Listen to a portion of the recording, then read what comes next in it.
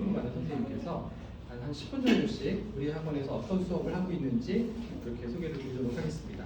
예, 정희수 PD님 먼저 나오셔서 자리에 들어오기 시작하겠습니다. 박수 받아주십시오.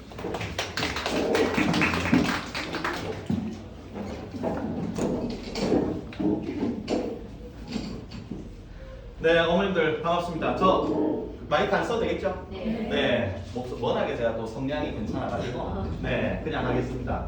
저는 강의하는 아이들 본사에서 왔고요. 저 지금 말투는 완전 생 부산 사람인데요. 영남 우리 동질감 가지고 있는데 지금 오늘 아침에는 그 서울물로 샤워하고 왔습니다. 네, 어쨌든 아침 일찍 이렇게 와가지고 귀한 자리 이렇게 참여해 주셔서 이 자리에서 제가 또 귀한 정보 나눠드릴 수 있도록 그렇게 하겠습니다. 네, 저는 가나가 생각하는 지상 최고의 수학 수업이라는 주제로 오늘 여러분들께 귀한 정보 나눠드릴 수 있도록 하겠습니다. 저는 양력이 좀 특이합니다.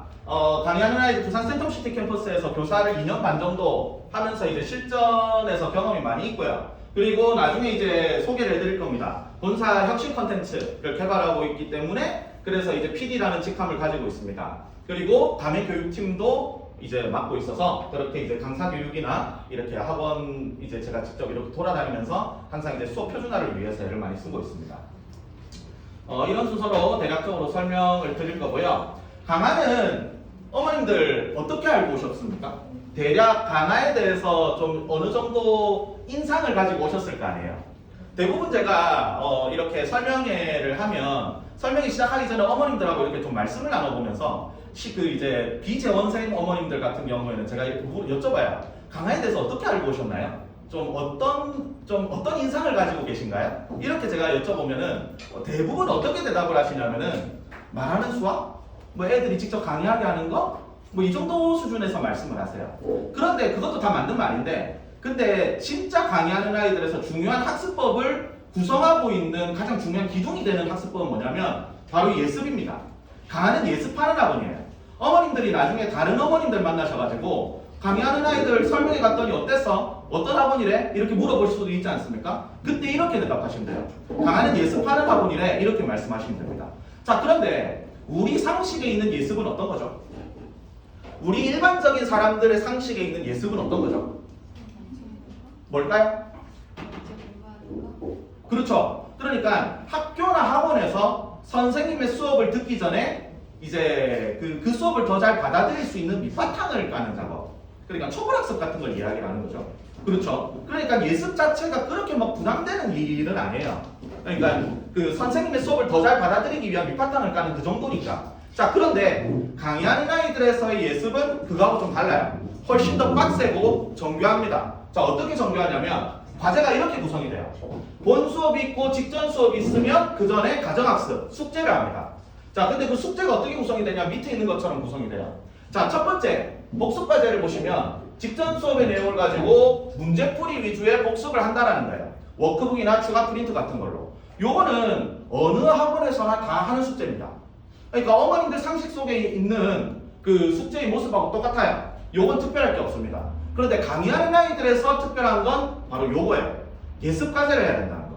본 수업의 내용을 미리 예습해야 되는데 교재올 플립, 영상 촬영, 질문 발문 연구 이런 것들도 다 같이 해야 된다는 겁니다. 자, 그런데 이 교재올 플립이 무슨 뜻인지 모르실 것 같아서 제가 잠깐 설명드리면 우리 강의하는 아이들이 수강을 하게 되면 전부 다 개별 태블릿 PC를 가지고 있어야 돼요. 개별 태블릿 PC에다가 우리 강의하는 아이들 어플을 깔거든요. 어플을 깔면은 이제 우리 교재는 전부 다 자체 교재인데 이 교재가 어플리케이션하고 다 100% 연동이 돼요. 그래서 그 교재 부분에 있는 그 개념 강의를 보는 것도 이제 태블릿 PC로 다 볼 수 있고요. 그 다음에 그 정답 답안 입력하는 것도 문제를 다 풀고 나서 답안 입력을 그 태블릿 PC의 OMR로 다 이렇게 해가지고 이렇게 전송을 할 수 있어요. 그렇게 전송을 하면 선생님이 본인의 PC 학습 사이트에서 이제 아이의 학습 이력을 실시간으로 다 확인할 수 있어요. 그러니까 아이가 몇 번을 찍어서 틀렸는지까지도 다 확인할 수 있습니다.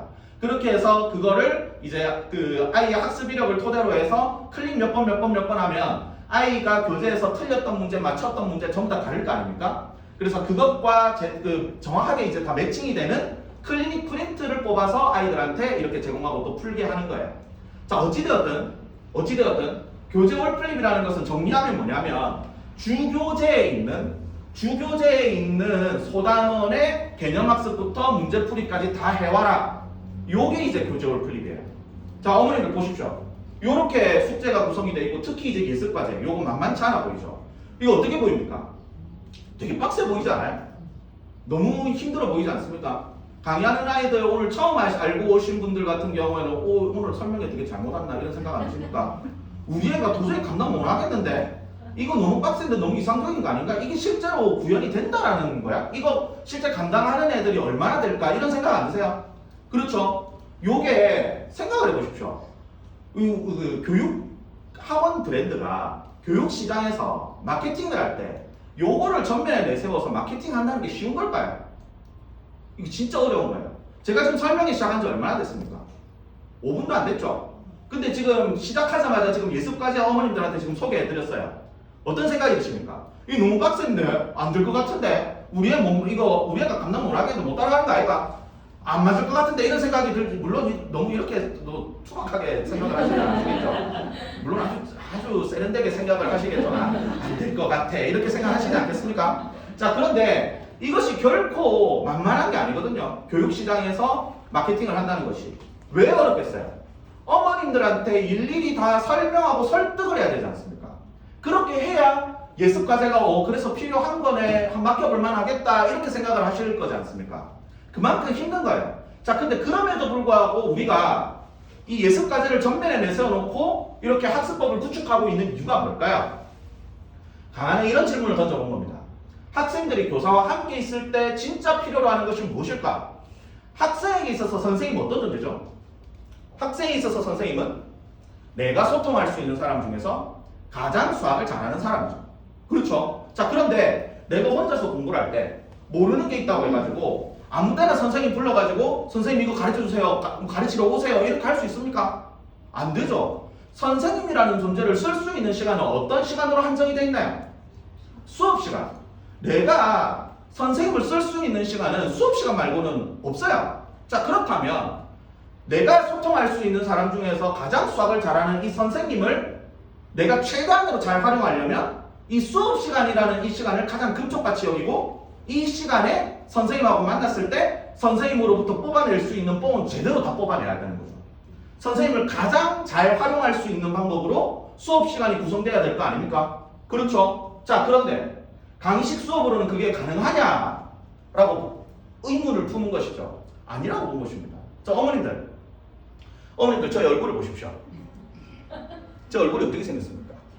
잘생겼어요. 참, 네, 이런 말씀 한 번씩 듣습니다. 네, 제가 참 많이 망가졌는데도 참 이렇게 태안을 가지고 계셔가지고, 네, 꼭 그 자녀분이 서울대 가게 될 줄로 믿습니다. 네, 정말 안목이 훌륭하십니다. 네. 저를 잘생겼다라고 생각을 하시지 않았다 하더라도 강의하는 아이들 다니면 분명히 좋은 입시 결과가 있을 겁니다. 자, 어찌되었든 제 얼굴이 어떻게 생겼습니까? 되게 공부 잘하게 생기지 않았어요? 그렇지 않습니까?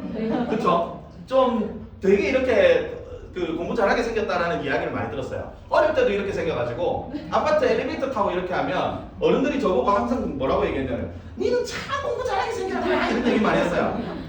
진짜 그런 얘기 많이 듣고 자랐습니다. 자, 근데 진짜 저는 생긴 대로 놀았어요. 정말 열심히 공부했어요. 반장은 과학입니다. 네, 진짜 열심히 그렇게 했었어요. 그래서 반에서 1등도 많이 하고 그리고 전교권에서 놀고 그리고 대학도 서울에 괜찮은 대학 나오고 이렇게 했어요. 자, 그런데 제가 어릴 때 또 어떻게 공부를 했냐면 정말 수업을 열심히 들었거든요. 학교 수업이나 학원 수업이나 이렇게 하면 수업을 정말 열심히 들었어요. 선생님, 어른이 앞에서 설명하시는데 어떻게 감히 DB 잘 수 있어요? 이런 생각을 가지고 있었던 사람이었어요. 정말 그 정도로 예의 바르게 모범생 스타일로 그렇게 수업에 임했던 그런 사람이었거든요. 자, 그런데 제가 그때 그 어린 시절을 돌이켜봤을 때 내가 성적을 올리는 데 있어서 진짜 결정적으로 도움이 됐다고 할 만한 수업들의 비율을 한번 따져봐라 하면은 저는 10%도 안 되는 것 같아요. 어머님들 마음속으로 한번 생각해 보십시오. 내가 여중여고 시절에 내가 성적을 올리는 데 있어서 진짜 결정적으로 도움이 됐다고 할 만한 수업의 비율이 어느 정도 됐을까? 저는 10%가 안 됐던 것 같아요. 몰라도 모른다고 말할 수 없는 교실의 연실. 자, 어머님들 요즘 요거 다니실 때 선생님이 앞에서 휘황찬란하게 설명을 쫙쫙쫙쫙 하고 나서 나중에 어머님들 앞에서 자, 됐냐 이렇게 물어봤을 때 안 됐다라고 대답해 본 적 있습니까? 그런 사람 본 적이라도 있어요? 우리 한국 사회에서 교실의 주인공은 누굽니까? 선생님이죠. 학생이 아니에요. 선생님이 일종의 자기 수업에 일하는 짜여진 각본이 있는 일종의 쇼를 하는 거지 않습니까? 쇼를 하는데 주인공이 돼서 쇼를 하는데 관객의 입장에 불과한 학생이 내 필요를 채우는 질문을 선생님의 흐름을 끊어가면서까지 던질 수 있습니까? 안 되죠. 자기가 모르는 게 있다 하더라도 그냥 끌려가야 되는 거예요. 자기가 모르는 채로. N명의 학생 한 가지 수업. 우리 여기서 되게 이상한 상상 한번 해봅시다. 여기가 병원이고요. 제가 의사 선생님이고 여러분들이 다 환자예요. 자, 그런데 어머님들이 전부 다 같은 병을 가지고 오셨고 그리고 같은 나이에 자, 그렇다고 해가지고 제가 1대1로 문진도 안 해보고 자, 어머님들 전부 다 똑같은 병을 가지고 오셨고 비슷한 조건에 계시니까 제가 약을 똑같은 약을 하나씩 다 드리겠습니다. 하나씩 가져가서 드십시오. 이렇게 하면 저는 어떻게 될까요? 의료법 위반으로 잡혀가겠죠. 이런 말도 안 되는 현실이 교실에서 너무나 당연하다는 듯이 이루어지고 있는 거예요. 아이들 각자가 이해도와 이해 상황과 선행 상황, 태도, 선생님하고의 관계 이 모든 것들이 다 다름에도 불구하고 선생님은 그냥 한 가지 수업으로 퉁치고 넘어가는 거죠. 그렇게 나가는 커리큘럼은 아이의 커리큘럼입니까? 선생님의 커리큘럼입니까? 선생님의 커리큘럼이에요. 이거는 아이하고 아무 관계없는 커리큘럼인 거예요. 아이는 그냥 일방적으로 공부 당하는 거죠. 어머님들 어릴 때 한번 생각해 보십시오.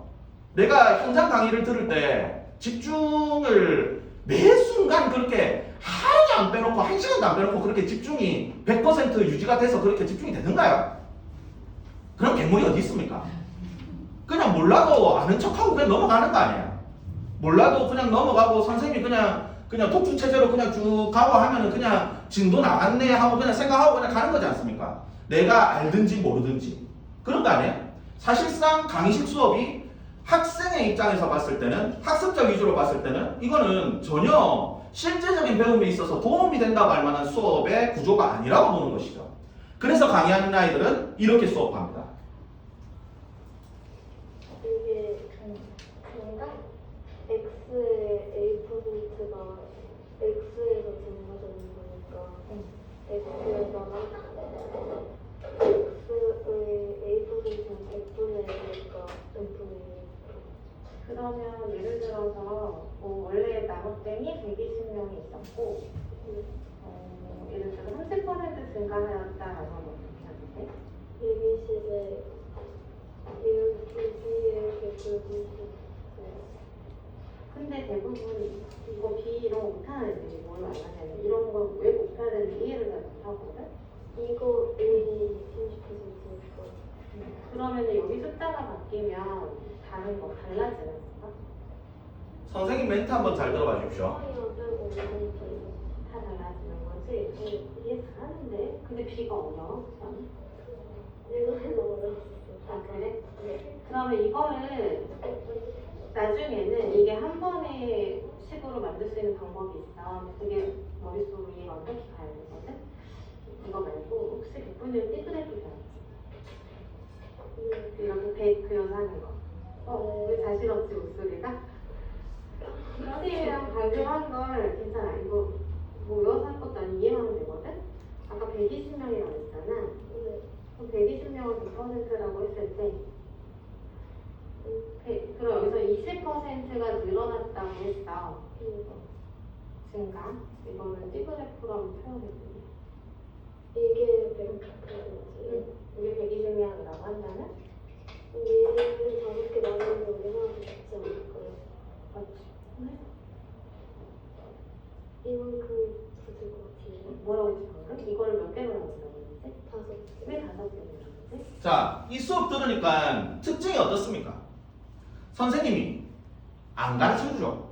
안 가르쳐주고 계속 연관 질문을 던져보면서 아이가 스스로 답을 하게 만들어주지 않습니까? 그렇게 하고 선생님이 아까 전에 뭐라고 했어요? 막 계속 해봐. 어떻게 된다고 했지? 네가 방금 뭐라고 했지? 하면서 자꾸 아이 입에서 어쨌든 답이 나올 수 있도록 그렇게 유도를 해주고 있지 않습니까? 자, 그런데 이 부분이 어떤 부분이냐면 중학교 1학년 과정에서도 1차 방식 활용, 증가 감소와 관련된 소단원의 부분이에요. 애들이 이 부분 되게 힘들어하거든요. 근데 왜 힘들어하냐면은 딱 봐도 어떤 거 나옵니까? 퍼센트 나오죠. 애들 퍼센트 나오면 되게 힘들어요. 왜 힘들어할까요? 애들이 예를 들어서 특정한 어떤 20이라는 양이 증가했다 감소했다 요거는 머릿속에서 그 크게 감을 그리는 걸 어려워하지 않아요. 자 그런데 퍼센트라고 하면 20%라고 하는 비율이 증가했다 감소했다 요거는 그 크게 감을 그리는 걸 굉장히 힘들어요. 왜냐하면 비율은 기준량이 어떻게 되느냐에 따라서 그 크기가 항상 달라지기 때문에 그런 거예요. 그래서 애들이 이 부분을 되게 힘들어요. 자 그런데 이게 어쨌든 일반적인 학원에서 아이가 이런 질문을 했을 때 선생님이 어떻게 하면서 가르쳐줍니까? 선생님이 어떻게 가르쳐주나요?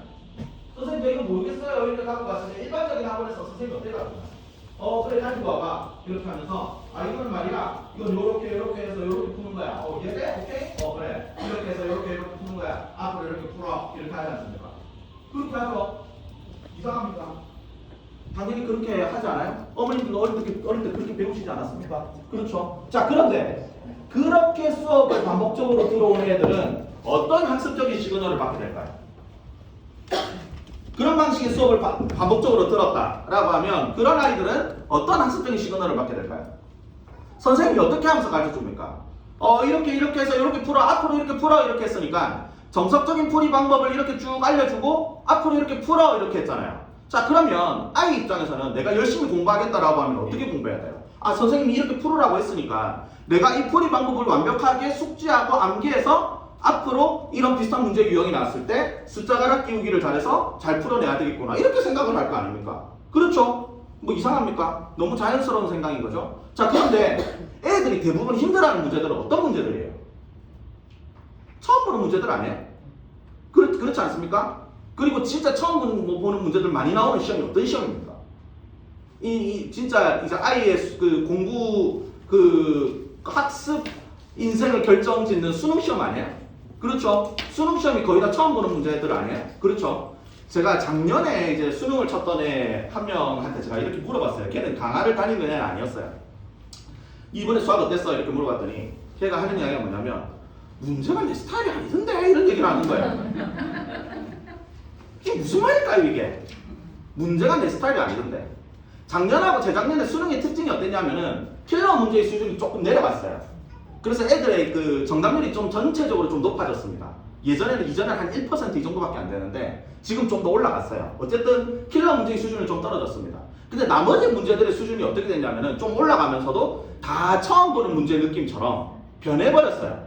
아이가 그 시험 문제를 딱 봤을 때 그 자리에서 어떤 경험적인 이런 걸 본인 머릿속에 있는 레퍼런스를 활용해가지고 풀 수 있는 그런 게 아니라 진짜 그 자리에서 풀이 과정을 전개시켜내야 되는 그런 문제들이 많이 나왔어요. 그러니까 걔가 뭐라고 얘기해요? 문제가 내 스타일이 아니던데 이런 얘기를 하는 거죠. 수능 문제를 대비하려면 어떻게 공부를 해야 되냐면은 수능 문제 자체가 대부분 다 어려운 처음 보는 문제 느낌의 이런 문제들이고 그리고 추론력과 문제 결력 애들이 되게 힘들어할 만한 그런 문제 유형들 그런 역량을 체크하는 그런 문제들이 굉장히 이제 고도화된 수준으로 이렇게 물어보는 시험이 바로 수능이기 때문에 애들이 그 수능을 대비하려면 어떻게 공부해야 되냐면 이 사실 일반적인 학교 내신 시험을 대비한다고 해가지고 수능이 대비되지가 않아요. 대부분의 지방 학교 이런 데서는 안 됩니다. 그렇기 때문에 수능을 잘 대비하려면 어떻게 되냐면 수능 기출 문제를 많이 풀어봐야 돼요. 수능 기출 문제를 많이 풀어봐야 되는데 그래서 열심히 공부해요. 하는데 수능 기출 문제를 풀 때도 일반 학원에서는 어떻게 하면서 가르쳐줍니까? 선생님 이거 모르겠어요. 이렇게 하고 가면 어떻게 가르쳐줘요? 이거는 말이야. 이거는 이렇게 해서 이렇게 푸는 거야. 앞으로 이렇게 풀어. 이렇게 하니까 애들은 그런 정석적인 풀이 방법을 머릿속에 숙지하고 암기해서 이런 비슷한 문제 유형이 나오기를 간절히 바라는 수밖에 없는 것이죠. 결국 그렇게 해서 공부한 애들은 마지막에 이제 내 인생의 끝수학을 공부할 끝수학 시험을 칠 때 내 스타일이 아닌 문제를 만나고 끝이 나버리는 거예요. 이게 얼마나 안타까운 일입니까? 십수년을 공부해가지고 마지막에 만나는 수학이 내 스타일이 아닌 문제다. 그럼 답이 없는 것이죠. 자 그러면 그런 방식으로 공부를 쭉 거의 다 그렇게 하고 있잖아요. 대부분의 학원들이 다 그렇게 하고 있지 않습니까? 아이의 사고의 패턴이 수동적인 것으로 고착화되는 건 누구 잘못이에요? 이건 애들 잘못 아니에요. 이건 선생님 잘못입니다. 어른들 잘못인 거예요. 그러니까 대부분의 학원에서 대부분의 교육기관에서 정석적인 풀이 방법을 이렇게 알려주고 앞으로 이렇게 풀어라고 하는 게 너무나도 일반적인 방식이고 어머님들도 다 그렇게 알고 살아오지 않았습니까? 다 그렇게 했잖아요. 애들은 그것에 순종한 죄밖에 없는 거예요. 제가 예전에 강화하기 쭉 전에 예전에 고등학생의 한 명을 제가 가르친 적이 있었는데 걔가 되게 잘못 공부하고 있었는데 그때는 그게 되게 그게 일반적인 모습이에요. 사실 어떻게 했었냐면은 문제를 쭉 푸는데 풀다가 풀이 과정이 막히잖아요. 막히면 당연히 어떻게 생각해야 됩니까? 풀이 과정이 막혔다 하면은 이 다음 풀이 과정을 어떻게 전개시켜야 할까 하면서 계속 고민을 해야 되잖아요.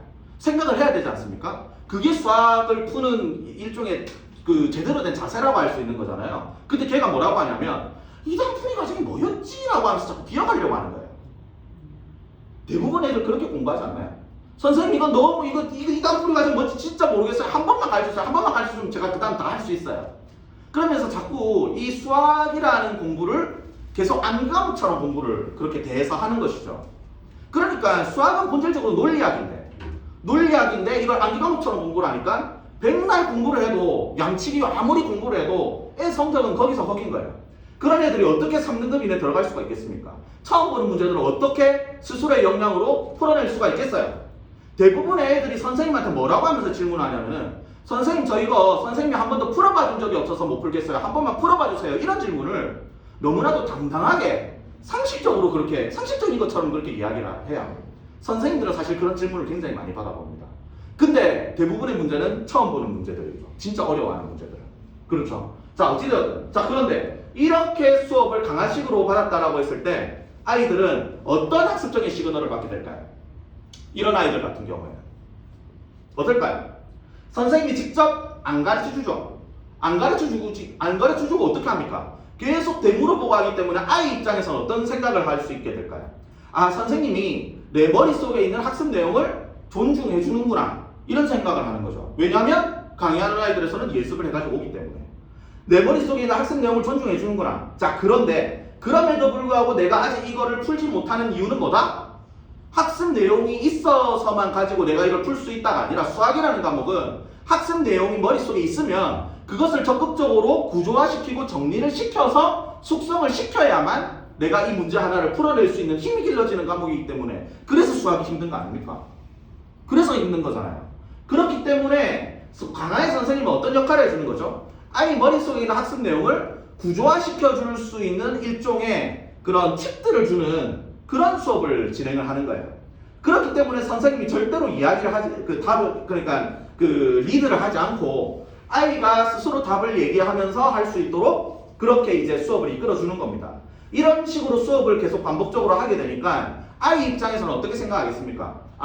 내가 진짜 실력을 올릴 수 있는, 내가 이 문제를 풀려면 진짜 중요한 건 내 머릿속에 있는 내용들을 구조화시키는 것이 가장 중요하다고 할 수 있는데 근데 실제 진짜 구조화시키는 건 선생님이 도움은 줄 수 있지만 그 구조화 자체는 아이 스스로 하는 거거든요. 그렇기 때문에 아이는 우리 수업을 통해서 자연스럽게 내가 얼마나 열심히 치열하게 생각을 하고 고민을 해야만 이 문제들을 풀어낼 수 있는가에 대한 그런 사고방식이 자연스럽게 갖춰지게 돼요. 그렇기 때문에 내가 이 문제를 풀기 위해서는 내가 이거 풀이 과정을 내가 암기를 못해서가 아니라 내가 학습 내용이 머릿속에 없어서가 아니라 내가 이 학습 내용들을 구조화시키고 정리하는 노력, 내가 이것을 더 적극적으로 내가 능동적으로 풀이 과정을 전개해내겠다라고 하는 그런 노력이 있어야만 이것을 풀 수 있겠구나 하는 그런 생각까지도 이룰 수 있게 된다라고 보는 것이죠.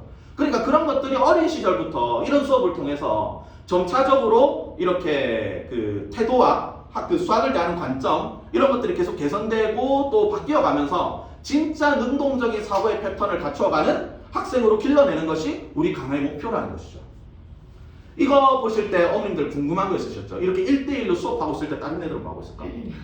네, 궁금하지 않으셨습니까? 이렇게 1대1로 수업할 때 어떻게 하냐면 아까 전에 제가 말씀드렸잖아요. 애들이 그 집에서 예습을 해가지고 답을 다 찍어가지고 오면 선생님이 학습 이력을 전부 다 실시간으로 확인할 수 있지 않습니까? 그래서 수업 전에 그 전부 다 그 클리닉 프린트를 아이 개별에 맞는 클리닉 프린트를 다 뽑아놔서 기다리고 있어요.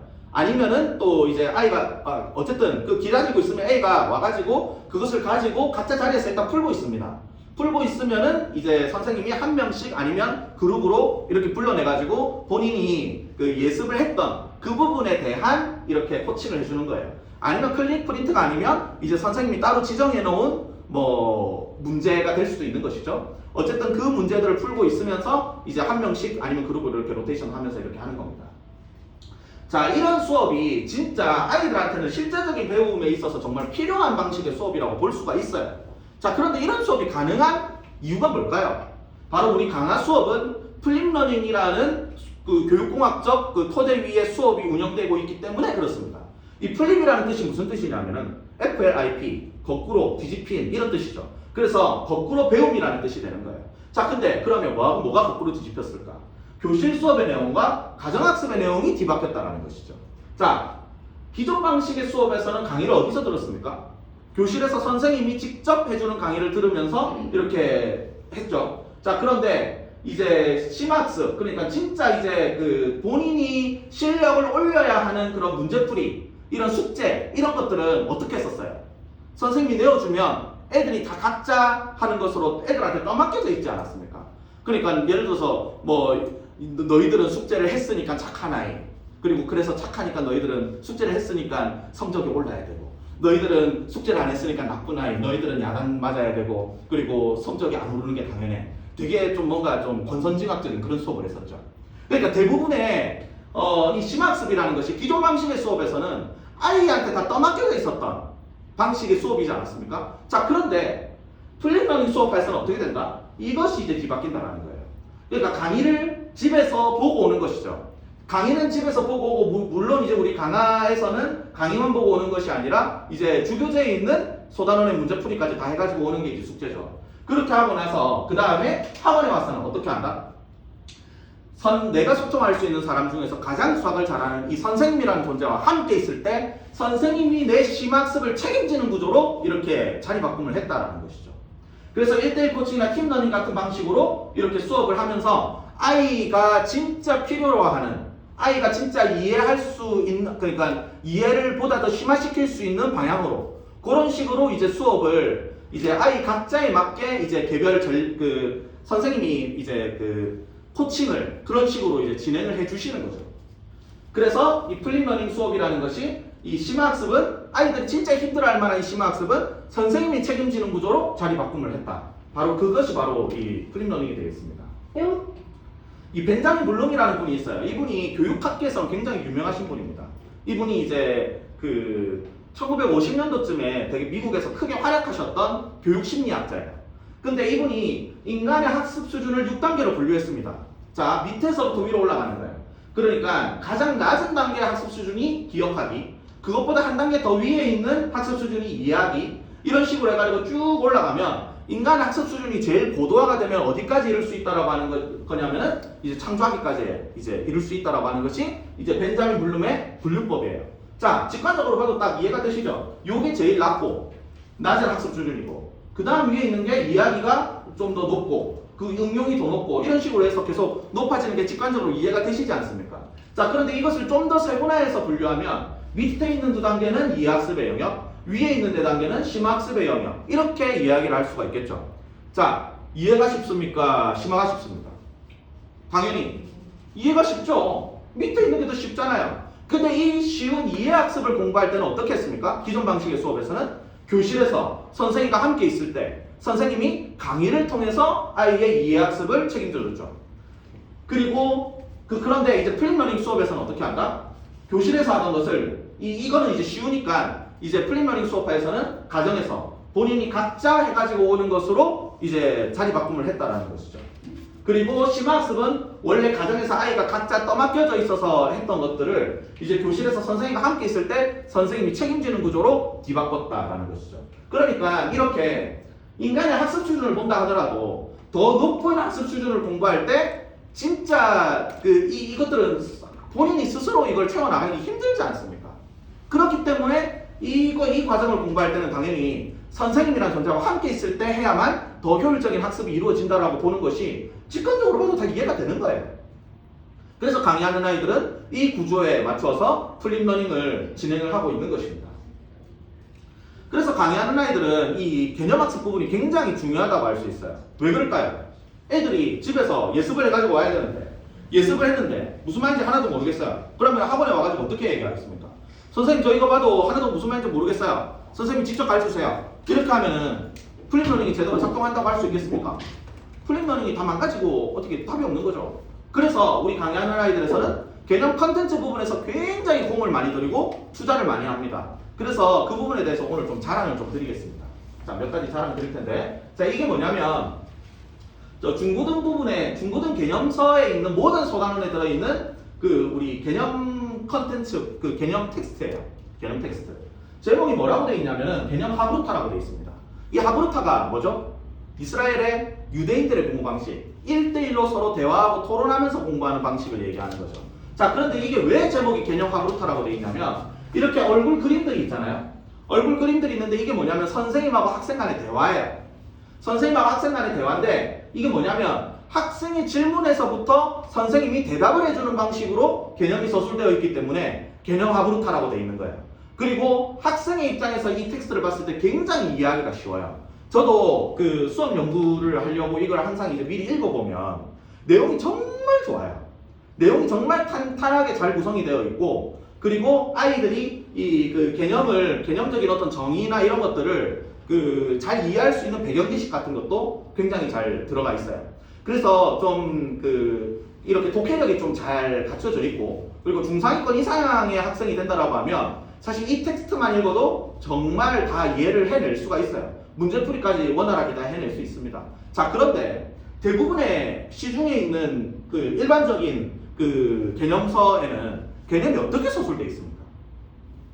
어떻게 서술되어 있죠? 되게 선언적으로 서술되어 있지 않나요? 이거는 이거다, 이거는 이거다, 그래서 이거는 이거다, 모르면 니 탓, 이거 아닙니까? 그렇죠? 저는 어릴 때 그 텍스트를 읽으면서 그 짧게 선언적으로 되어 있는 그걸 읽으면서 저는 이해가 안 되는 부분이 너무 많았어요. 어머님들은 다 이해가 되셨습니까? 이해 정말 안 되지 않았어요? 저는 정말 이제 수학 공부를 제대로 다시 해야 되겠다 의지를 가지고 다시 이 책을 펼쳐가지고 보면은 이제 다시 절망하게 되는 거예요. 이해가 되는 게 너무 없으니까. 너무 다 어려운 말들 뿐이니까. 자, 그런데 저는 그런 것들을 보면서 한 번도 문제를 삼아 본 적이 없어요. 교재를 왜 이따위로 만들었어? 이렇게 생각해 본 적이 없어요. 왜 그랬을까요? 항상 저는 내가 이해가 안 되는 건가 보다, 내가 멍청한가 보다, 나는 안 돼, 이렇게 하면서 자꾸 이제 수학 자존감이 떨어지고 그렇게 이제 학습 자기가 떨어지고 그런 식으로 됐었거든요. 근데 왜 교재에 문제가 있다라고 생각을 해본 적이 없었을까요? 세상의 모든 교재가 다 그렇게 돼 있으니까. 그러니까 기본적으로 그 아이들은 수학을 힘들어할 수밖에 없는 조건이 너무 기본적인 조건으로 그냥 되어 있는 거예요. 그 바탕 위에서 공부를 하고 있는 겁니다. 자, 그런데 우리 강의하는 아이들에서는 아이들한테 플립러닝을 시켜야 되는데, 플립러닝을 시키려면 애들이 이해를 해가지고 와야 되잖아요. 이해를 해가지고 와야 되는데 그 선언적으로 설명이 되어 있는 일반 시중교재 이 정도 수준만으로는 아이가 플립러닝이 도저히 안 된다는 걸 너무나도 당연하게 우리는 안 된다라고 생각을 했던 거예요. 그래서 우리 강화에서는 이거를 모든 소단원에 중고등 개념 컨텐츠에 전부 다 이걸 다 넣어놨어요.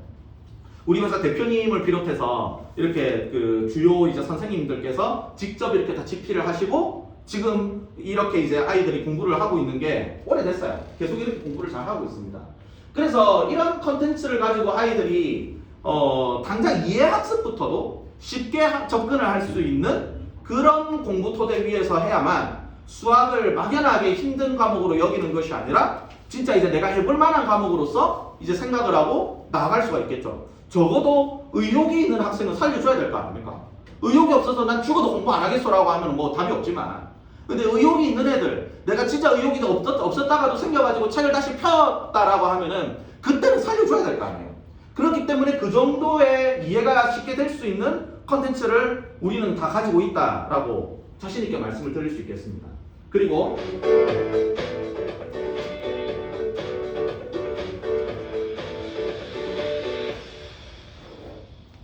이렇게 이제 이거는 고등 개념 강의 컨텐츠 샘플이거든요. 이렇게 선생님이 앞에서 이렇게 인트로를 까시고 나중에 이렇게 그 전자칠판이 나와가지고 선생님이 앞에서 직접 이렇게 설명을 하시면서 이렇게 해주는 것도 있어요. 그러니까 개념 하브루타도 전부 다 모든 소단원에 있지만 개념 강의도 다 들어있습니다. 그러니까 하브루타만 가지고도 이해가 다 안 된다면은 이 개념 강의를 토대로 해서 또 이제 내가 필요한 부분들을 또 채워나갈 수가 있겠죠. 그리고 이게 진짜 중요한 컨텐츠입니다. 이게 혁신 컨텐츠예요. 제가 만든 겁니다. 네. 이걸 보시면 이제 어머님들께서 앞에서 떠들고 있는 이 사람이 생각보다 되게 훌륭한 사람이었구나라는 생각을 하시게 될 거예요. 자, 이게 어떤 거냐면은 수학은 굉장히 추상적인 학문이기도 하고 또 입체적인 학문이기도 하기 때문에 선생님이 앞에서 칠판에다 대고 어떻게 친절하게 설명을 해줘도 사실 이해시켜주기 어려운 부분들이 많이 있어요. 애들 입장에서는 되게 이해하기 힘든 부분들이 너무 많이 있습니다. 자, 그런데 그런 부분들을 이해시켜주기 위해서는 뭔가 좀 특별한 컨텐츠가 더 필요하겠다라는 필요성을 우리가 느꼈던 거예요. 그렇게 해서 제가 이거를 주도해서 저 혼자 만든 건 아니고요. 제가 이제 총감독이 돼가지고 요거를 이제 만들어가고 있습니다. 자, 그런데 이게 지금 초, 중, 고의 모든 그 과정에 다 들어가야 되는데 점차적으로 계속 만들어가고 있고 초등은 거의 다 만들어놨어요. 한 10개 정도 들어가 있습니다. 애들이 진짜 힘들어할 만한 부분 다 만들어서 들어가 있고 그리고 요거 같은 경우에는 초등학교 5학년 과정에 약수와 배수 단원의 그 최소 배수 활용 문제예요. 한번 보십시오. 5번째 문제를 보겠습니다. 서로 맞물려 돌아가는 톱니바퀴 가와 나가 있고요. 가의 톱니의 수는 36개, 나의 톱니의 수는 24개라고 합니다. 그런데 이 두 톱니바퀴가 회전하기 시작하여 같은 톱니에서 처음으로 다시 맞물리는 것은 나가 몇 바퀴 회전한 후인지 물어봤는데요. 그럼 이 문제는 어떻게 풀 수 있을까요? 먼저 톱니바퀴가 서로 맞물려 돌아가는 그림을 보면서 톱니바퀴가 돌아가는 원리에 대해 자세히 알아보겠습니다. 톱니바퀴가 제대로 돌아가려면 바퀴의 크기는 서로 달라도 상관없지만 톱니의 크기와 간격은 반드시 일정해야 합니다. 왜냐하면 톱니바퀴가 서로 맞물려 돌아갈 때는 한쪽의 톱니가 다른 한쪽의 빈칸과 정확히 맞물려야만 제대로 돌아갈 수 있을 텐데 만약 톱니의 크기와 간격이 일정하지 않다면 톱니와 톱니가 서로 맞물리지 않고 부딪혀버려서 회전할 수 없게 되기 때문이죠. 따라서 한쪽의 톱니들은 다른 한쪽의 빈칸들과 서로 1대1로 대응되면서 맞물려 돌아간다는 점을 꼭 기억해두면 좋겠습니다. A 그림을 먼저 보겠습니다. 큰 톱니바퀴의 톱니는 20개이고 작은 톱니바퀴의 톱니는 10개입니다. 작은 톱니바퀴가 한 바퀴 회전할 때 큰 톱니바퀴는 얼마나 돌아가게 될까요? 두 톱니바퀴가 회전하기 시작했는데요. 그러면 처음에 맞물려 있던 톱니는 어느 곳에 있게 되죠? 작은 톱니바퀴의 톱니는 처음에 있던 원래 자리로 돌아왔지만 큰 톱니바퀴의 톱니는 절반만 돌아갔습니다. 왜냐하면 작은 톱니바퀴가 한 바퀴 돌 때까지 톱니들이 서로 대응되어 맞물린 횟수는 모두 10번인데 큰 톱니바퀴의 톱니는 맞물린 횟수의 2배인 20개이기 때문에 절반만큼만 회전하게 되는 것입니다. B그림도 보겠습니다. 큰 톱니바퀴의 톱니는 30개이고 작은 톱니바퀴의 톱니는 10개입니다. 이번에는 큰 톱니바퀴가 한 바퀴 회전할 때 작은 톱니바퀴는 얼마나 돌아가는지 알아볼까요? 두 톱니바퀴가 회전하기 시작했는데요. 큰 톱니바퀴는 한 바퀴 회전했지만 작은 톱니바퀴는 3바퀴나 돌아갔습니다. 왜냐하면 작은 톱니바퀴의 톱니는 10개인데 두 톱니바퀴가 회전하면서 서로 대응되어 맞물린 횟수는 모두 30번이기 때문에 작은 톱니바퀴는 3바퀴 회전하게 되는 것입니다. 톱니바퀴가 돌아가는 원리에 대해 살펴봤으니 이제 문제를 본격적으로 풀어보겠습니다. 가의 톱니수는 36개라고 했고 나의 톱니수는 24개라고 했는데요. 가에서 어떤 톱니가 한 바퀴를 회전하여 원래 자리로 돌아올 때까지는 36개의 톱니들이 기준점을 지나게 되고요. 나에서 어떤 톱니가 한 바퀴를 회전하여 원래 자리로 돌아올 때까지는 24개의 톱니들이 기준점을 지나게 되죠. 이를 다시 말하면 가에서 어떤 톱니는 36의 배수로 기준점을 지날 때마다 원래 자리로 돌아오고 나에서 어떤 톱니는 24의 배수로 기준점을 지날 때마다 원래 자리로 돌아온다는 말입니다. 따라서 처음에 맞물려 있던 두 톱니가 원래 자리에서 다시 만나 맞물리게 되는 때는 두 톱니바퀴의 톱니들이 36과 24의 공배수만큼 기준점을 지날 때가 된다고 할 수 있겠. 이거 보니까 어떤 생각이 드십니까? 아마 엄마표 수학으로 아이들 많이 지도해 보신 경험이 있으신 분들 같은 경우에는 이 컨텐츠의 소중함을 아실 거예요. 애들 톱니바퀴 어떻게 가르치겠습니까? 초등학교 5학년 과정이에요. 애들 요즘 애들한테 이 톱니바퀴 이 5학년 애들한테 너무 가혹한 문제 아닙니까? 너무 가혹하지 않아요? 요즘 애들이 톱니바퀴가 뭔지는 알아요? 요새 챗GPT 나오고 이런 시대에 애들 톱니바퀴가 뭔지 어떻게 알겠습니까? 자, 그런데 이게 초등학교 5학년 과정에 그 학교 시험 문제로는 요게 안 나와요. 단원평가로는 안 나옵니다. 자, 근데 우리 교재에 요게 들어가 있는 이유가 뭐냐면은 우리 교재는 전부 다 대치동 기준으로 만들어져 있는 교재이기 때문에 그래요. 대치동 교재인데 이게 그 심화 문제가 꼭 들어가야 되는 너무 당연한 그런 문제가 안 들어가 있다. 이렇게 하면은 대번에 이제 문제 컴플레인이 들어오고 그리고 교재의 질이 낮다라고 이야기를 듣기 때문에 어쩔 수 없이 다 들어가 있기는 해요. 자, 그런데 그렇게 넣어놨지만 대부분 애들이 이걸 몰라요. 대치동 애들도 이거 쉽게 하는 거 아닙니다. 다 힘들어해요. 자, 그런데 지금 이렇게 이제 지금 이렇게 있는 이유는 그러니까 대부분 이게 지금 이 내용은 사실 중학교 1학년 과정에서 다시 그대로 나오지만 애들이 심화학습을 단계별로 제대로 해와야 되기 때문에 하는 것이고 그리고 이 정도 컨텐츠가 만들어져서 아이들한테 제공이 되었을 때 사실 이것이 이제 아이들이 톱니바퀴를 제대로 이해할 수 있는 궤도에 오를 수 있다고 보는 것이죠. 자, 어머님들 학원 선택하실 때 뭘로 항상 어떤 기준으로 선택을 하십니까? 대부분 원장 직강이야? 원장 양력이 어때? 그리고 뭐 한 반에 인원수가 몇 명이야? 이런 거 항상 따지시지 않습니까? 그렇죠? 자, 그런데 만약에 서울대 공학자 출신의 원장님이 직접 그리고 1대1로 만약에 과외를 해준다라고 하면 톱니바퀴 어디까지 줘야 될까요? 서울대 공학자 출신의 원장님이요. 톱니바퀴 어디까지 줘야 될까요? 요렇게 가르칠 수밖에 없어요. 요렇게. 자, 이게 봐봐. 이렇게 하나씩 맞물려서 이렇게 끼워져가지고 이렇게 돌아가는 거야. 왜 이걸 이해를 이렇게 못하니? 이렇게 하면서 가르쳐 줄 수밖에 없는 거예요. 애들은 아무리 봐도 이해를 할 수가 없는 것이죠. 자, 근데 이렇게 그 컨텐츠가 있으면 이게 현장 강의 직접 이렇게 선생님이 해주는 강의가 아니기 때문에 지가 필요할 때 얼마든지 이걸 틀어가지고 볼 수 있어요. 그리고 일시정지를 할 수도 있고 돌려보기도 할 수 있고 얼마든지 할 수 있어요. 안 그래도 이해하기 쉬운데 돌려보기 일시정지까지 다 할 수 있으니까. 그러니까 아이들 입장에서는 적어도 이런 컨텐츠를 가지고 공부하는 것이 제가 봤을 때는 정상적인 시대적 공부를 하는 거라고 저는 이야기할 수 있겠어요.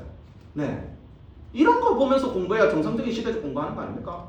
요새 21세기 챗GPT 나오고 있는 이런 시대에 톱니바퀴를 이런 식으로 설명을 하는 데서 원장 직강 원장 서울대 공학자 출신의 원장님이 이렇게 가르쳐주고 있어봤자 그 무슨 어떤 무슨 특징적인 어떤 장점이 있다고 볼 수가 있겠습니까? 저는 이런 컨텐츠가 있는 학원에서 저는 아이들이 공부해야 된다고 봐요. 플립러닝이나 이런 것들이 다 둘째 쳐진다 하더라도 이런 컨텐츠가 있어야 당장 2학습부터 제대로 할 수 있는 거 아닙니까? 아이들 입장에서. 그렇기 때문에 어머님들께서 앞으로 학원을 선택하실 때 적어도 이런 정도의 어떤 컨텐츠가 완비되어 있는 학원 브랜드인가 아닌가 저는 이런 걸로 한번 따져보셨으면 좋겠습니다. 꼭 그렇게 해주셔야 된다고 봐요. 제가 만들었습니다. 네, 제가 만들었습니다. 자, 그래서 아이들이 강의를 보고 나면 이렇게 개념 노트를 자기만의 개념 노트를 작성을 해서 이렇게 또 내용을 또 구조화시키는 연습을 또 이렇게 하게 되고요. 그 다음에 이런 컨텐츠도 좀 되게 특징적으로 있습니다. 우리 중학교 개념서의 모든 소단원에 개념 질문 발문이라는 파트가 다 들어있어요. 그런데 이게 모든 소단원마다 이 소단원의 되게 중요한 개념적인 부분이다라고 하면은 전부 다 그걸 질문으로 이렇게 쭉 만들어 놔가지고 질문 쫙, 발문 쫙 이렇게 모든 소단원마다 다 들어있거든요. 자, 근데 그거 중에 제가 몇 가지를 뽑아왔어요. 이 첫 번째 하나만 좀 봤으면 좋겠습니다. 자, 한번 읽어보면 무한소수인 순환소수가 유리수에 속하는 이유는 무엇일까? 이런 질문이 있어요. 이게 몇 학년 과정인지 혹시 아십니까? 중학교 2학년 과정이에요. 중학교 2학년의 맨 첫 단원에 나오는 부분이에요. 근데 중학교 2학년 과정인데도 고등학생한테도 네 유리수가 무슨 뜻이야? 이렇게 물어보면 대답 못하는 애들 너무 많아요. 왜 모를까요? 유리수의 뜻에 대해서 분명히 학원에서 다 가르쳐 주거든요. 자, 유리수는 말이야 분수꼴로 나타낼 수 있는 수를 유리수라고 하고 A분의 B꼴로 나타낸다고 하면 A하고 B는 둘 다 정수여야 되고 분모 A는 절대 0이 되면 안 돼. 이렇게 얘기하면서 분명히 유리수의 뜻에 대해서 알려줘요. 자, 그런데 애들이 유리수에 대해서 모르고 넘어가는 경우가 많아요. 왜 그럴까요? 소단원 분류, 중단원 분류, 대단원 분류의 문제들을 다 풀어보지만 문제는 뭐냐면 유리수의 뜻을 몰라도 풀 수 있는 문제들은 제법 있어요. 또. 그렇기 때문에 일정 수준 이상의 정답률이 되었다라고 하면은 선생님이 판단했을 때는 얘는 이 정도 됐으면 됐다라고 판단하기 때문에 그냥 넘어가는 거예요. 근데 정작 진짜 중요한 유리수의 개념은 모르고 넘어가는 경우가 많이 있는 거예요.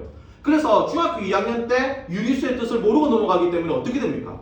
나중에 중3 때 나오는 무리수도 알 수 없고 실수도 모르고 그 다음에 고1 때 나오는 허수, 복소수도 모르기 때문에 수체계 전반이 다 무너지는 거예요. 그러니까는 그냥 중학교 2학년 유리수를 모르고 넘어갔다? 이렇게 하면 그냥 이제 수포자의 싹이 그때부터 움트기 시작하는 거죠. 답이 없는 거예요. 그냥 수체계가 안 잡히는데 어떻게 공부를 하겠습니까? 말이 안 되는 거지. 자, 그런데 우리 강화에서는 모든 이제 그 소단원에 그 개념서의 소단원에 요게 다 디폴트로 다 깔려 있기 때문에 기본으로 있어가지고 아이들은 전부 다 요거를 다 이제 집에서 연구를 해가지고 와야 돼요. 다 써가지고 옵니다. 써가지고 오면은 선생님이 그 아이가 써가지고 온 걸 가지고 문답을 해요. 문답을 하면 애가 이해를 해서 썼는지 아니면 모르고 썼는지 다 바로 알 수 있어요. 그리고 영어 질문 몇 번만 던져보면은 아이의 이해 심화를 훨씬 더 깊이 만들어 줄 수가 있습니다. 그래서 그런 식으로 이제 하기 때문에 우리 강화에 다니고 있는 아이들 같은 경우에는 유리수의 뜻에 대해서 모르고 넘어갈 수는 없는 것이죠.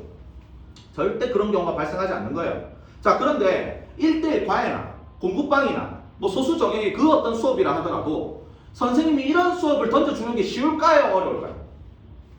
어려워요. 굉장히 어렵습니다.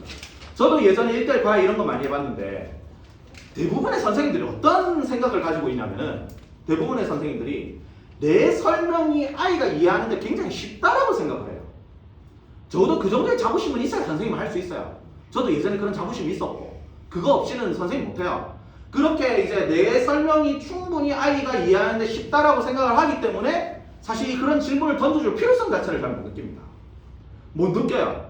근데 대부분 또 이제 만약에 그런 질문의 필요성을 느낀다고 한다 하더라도 그런 질문을 던져주는 게 너무 힘들어요. 왜 그러냐면 이런 질문을 만드는 데만 해도 최소 몇 개월에서 몇 년간의 컨텐츠, 이 질문 만드는 컨텐츠 작업만 계속 집중해서 해야 이런 질문들을 완비시켜서 이렇게 수업을 진행을 할 수가 있거든요. 매번 어떻게 만들어가지고 그때 아이한테 질문을 던지고 그렇게 하겠습니까? 완비가 되어 있어야 안정적으로 그런 질문을 던져줄 수 있는 수업을 진행을 할 수가 있는 것이죠. 그래서 대부분의 선생님들은 사실 그렇게 할 수가 없어요. 근데 우리 강화 본사에서는 이런 질문들이 아이들한테 꼭 필요하다라고 봤기 때문에 우리 컨텐츠 팀에서 이걸 전부 다 작업을 해서 다 넣어놨어요. 중등 개념서에는 다 들어있습니다. 나중에 저기 나가시면서 한번 보십시오. 그렇게 다 들어있거든요. 그렇기 때문에 이런 질문을 이제 아이들이 꼭 받고 넘어가는 것이 우리 강화 수업에서는 이제 딱 정해져 있는 프로세스라고 볼 수가 있겠습니다. 그 다음에 아이들이 이렇게 영상 촬영 숙제를 하기도 해요. 그러니까 매 초단원마다 다 숙제를 이렇게 하는 건 아니고요. 이제 선생님이 판단을 했을 때 진짜 아이가 이 부분은 좀 개념 학습이 고도화돼서 이루어져야 된다라고 하는 부분에 대해서는 이렇게 숙제를 내어주기도 합니다. 지금 보면은 지금 이 초등학교 5학년이고요. 5학년 과정을 공부하는 애고요. 지금 이렇게 꺾은선 그래프를 이제 강의를 한다고 지금 이렇게 나와 있죠.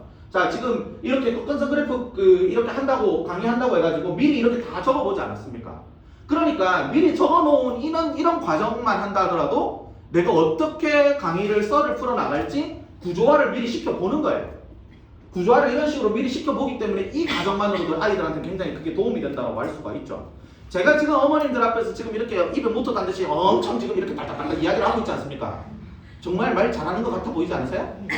말 잘하죠? 저도 한 번씩 내 말을 보면 나도 놀랄 때가 있어요. 내가 왜 입이 계속 움직이고 있지? 이런 생각을 할 때가 있어요. 그 정도로. 그런데 문제는 제가 만약에 어머님들 다 안 계시고 카메라 하나만 놓고 만약에 한다라고 하면 저 이렇게 못해요. 절대 못합니다. 애들한테 정말 어려운 숙제 시키고 있는 거예요. 이렇게 정말 어려운 숙제를 시키고 있는데 왜 이렇게 하냐면 이렇게 했을 때 결과물이 완전 다르기 때문에 그런 거예요. 근데 이게 너무 힘들긴 하기 때문에 모든 소단원에 이렇게 다 시키는 건 아닙니다. 선생님이 딱 판단했을 때 이제 아이가 또 감당할 수 있는 수준이 된다라고 하면 그리고 또 계속 끌어올려 주려고 이렇게 노력을 하시겠지만 이렇게 계속 이제 아이가 이런 숙제까지도 해낼 수 있도록 그렇게 이제 리드를 해주시는 거죠. 어머님들이 애들 영상 촬영 숙제를 만약에 이제 하게 될 때 절대로 어머님들이 찍어주지 마십시오. 어머님들이 직접 찍어주지 마십시오. 어머님들이 자꾸 찍어주고 이렇게 하면은 애가 나중에 어떻게 하냐면은 나중에 숙제를 안 해와가지고 선생님한테 뭐라고 얘기하냐면 엄마가 안 찍어줘가지고 내 이거 숙제 못했어! 이렇게 이야기해요. 엄마를 대역죄인으로 만들어버리는 거죠. 네.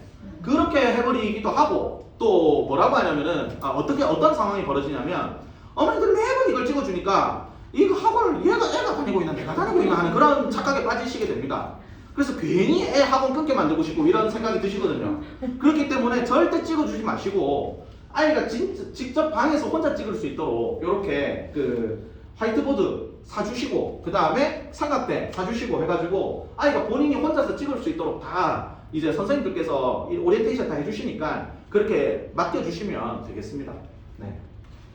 그래서 우리 강의하는 아이들은 교재가 전부 다 이제 초, 중, 고 모든 이제 라인업에 그 수준별로 다 갖춰져 있고, 그래서 이것들은 전부 다 이제 태블릿 PC하고 연동이 됩니다. 그래서 이제 그 100% 연동이 되기 때문에 클릭 러닝에 최적화되어 있는 교재들이다라고 말씀을 드릴 수가 있겠습니다. 네, 그래서 아이들이 이렇게 교재에서 문제를 풀고 나면요, 이렇게 태블릿에서 답을 올리고, 답을 올리는 그 순간에 이제 그 순간에 이 강의 듣기가 전부 다 이렇게 뜨게 돼요. 강의 듣기가 뜨면은 이런 강의 듣기를 클릭하면 이런 강의가 나오게 됩니다. 에서 2x제곱 마이너스 y제곱이라는 것은요, x와 y라는 문자 두 개를 포함하고 있기 때문에 우리는 문자를 하나로 줄여서 생각해. 그래서 이런 강의가 있기 때문에 아이들이 문제를 틀렸다고 한다 하더라도 오답 학습이나 이제 리뷰 학습 이런 것들을 완벽하게 해내고 학원에 올 수가 있어요. 네. 텍스트 해설만 있는 것이 아니라 이렇게 선생님이 직접 말로써 설명을 해주는, 풀어주는 이런 강의가 모든 문제에 다 깔려 있다라는 것이, 이거 사실 쉬운 거 아니거든요. 그런데 아이들 입장에서는 굉장히 도움이 많이 돼요. 텍스트 해설만 봤을 때는 이해가 안 되는 것도 되게 많이 있을 수 있지 않습니까? 근데 선생님이 말로 풀어주는 이런 강의가 전부 다 모든 문제에 다 들어있기 때문에 아이들 입장에서는 굉장히 이제 혼자서 자기주도적으로 공부한다고 했을 때 이제 얻어갈 수 있는 건 전부 다 진짜 모조리 다 얻어갈 수 있는 그런 구조에 있다라고 볼 수 있겠죠. 그래서 아이들이 공부를 하면 아까 전에 말씀드렸던 클린 프린트가 이런 식으로 나오게 됩니다. 이제 교재에서 틀렸던 문제가 그대로 이제 옮겨져서 프린트로 나오는 오답 노트, 그 다음에 교재에서 틀렸던 문제의 유사 문제, 유사 유형 클리닉, 그 다음에 맞힌 문제의 심화 유형 문제 클리닉, 이런 식으로 해가지고 종류별로 다 뽑아가지고 아이들한테 주고 그걸 풀게 한 다음에 선생님이 또 그 자세하게 체크해 주시는 그런 방향으로 또 수업이 진행이 됩니다. 자, 두 번째 강의하는 아이들 특징입니다. 첫 번째는 뭐였죠? 첫 번째는 강하는 예습하는 학원입니다. 이거였죠. 자, 두 번째는 뭐냐면 강하는 팀 러닝을 하는 학원입니다. 자, 강하는 이런 질문을 던져봤어요. 고독하고 힘들게 공부해야만 진짜 공부일까? 자, 우리 한국 사람들은 어떤 되게 중요한 거나 소중한 것을 성취해야 된다라고 할 때 일부러라도 힘들어야 된다라는 그런 생각이 있죠. 그런 관념적인 사고가 있지 않습니까? 그런 관념적인 사고 때문에 만들어진 단어가 어떤 단어들이 있어요? 고진감래, 진인사대천명, 사당오락, 뭐 이런 말 있죠. 사당오락이 무슨 뜻이죠? 4시간 자면 붓고 5시간 자면 떨어진다. 이게 무슨 말이에요 이게? 저는 그런 말은 저는 없어져 버려야 된다고 생각해요. 왜냐하면 아이들한테 되게 공부에 대한 잘못된 관념과 인식을 심어줄 수 있기 때문에 그래요. 공부를 되게 양치기, 분량을 꼭 채워야 된다 이렇게 생각을 하게 되는 거니까. 양적인 분량에 너무 치중을 해서. 근데 공부는 그 어떤 것보다도 질적인 부분이 중요한 것이 바로 공부거든요. 자, 그래서 공부의 의미에 대해서 다시 한번 제대로 한번 짚어봐야 되겠는데, 공부가 뭘까요? 저희들도 그렇고 어머님도 그렇고 전부 다 이제 아이들한테 공부를 시키는 입장이지 않습니까? 야, 빨리 들어가서 공부해 이렇게 하지 않습니까? 자, 그럴 때 우리가 먼저 공부의 뜻에 대해서 정확하게 그 정의를 짚고 넘어가야만 아이들한테 제대로 공부시킬 수 있고, 그리고 아이가 잘못 공부를 하고 있다면 지적을 해주고 바른 방향으로 이끌어줄 수가 있지 않습니까? 자, 공부가 뭘까요? 문제집 푸는 거예요? 오래 앉아있는 거? 강의 보는 거? 학원 가는 거? 이게 공부입니까? 아니죠. 이것들은 전부 다 공부의 모습일 뿐이에요. 이건 전부 다 이 자체가 공부가 아닙니다. 공부의 모습일 뿐이에요. 자, 그러면 진짜 공부는 뭘까요? 진짜 공부가 뭘까요? 제가 오늘 그 진짜 공부에 대해서, 공부의 의미에 대해서 제가 정확히 짚어드리겠습니다. 공부는 뭐냐면 내가 이전에 모르던 것을 새롭게 아는 것으로 변환시켜내는 과정이 공부예요.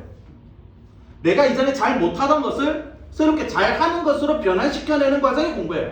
변환이 중요한 거예요. 변환. 그렇기 때문에 내가 이전에 잘 모르던 것을 새롭게 아는 것으로 변환시켜내는데 실패했다면 내가 문제집을 얼마나 풀었든지 간에 학원을 몇 군데를 다니든지 간에 다 필요 없는 거예요. 다 수고한 거예요. 그래서 네가 이전에 모르던 것이 얼마나 알게 됐는데, 쉽게 말해서 그래서 네가 성적이 얼마나 올랐는데, 이게 제일 중요한 거죠. 공부의 관건은 내가 이전에 모르던 것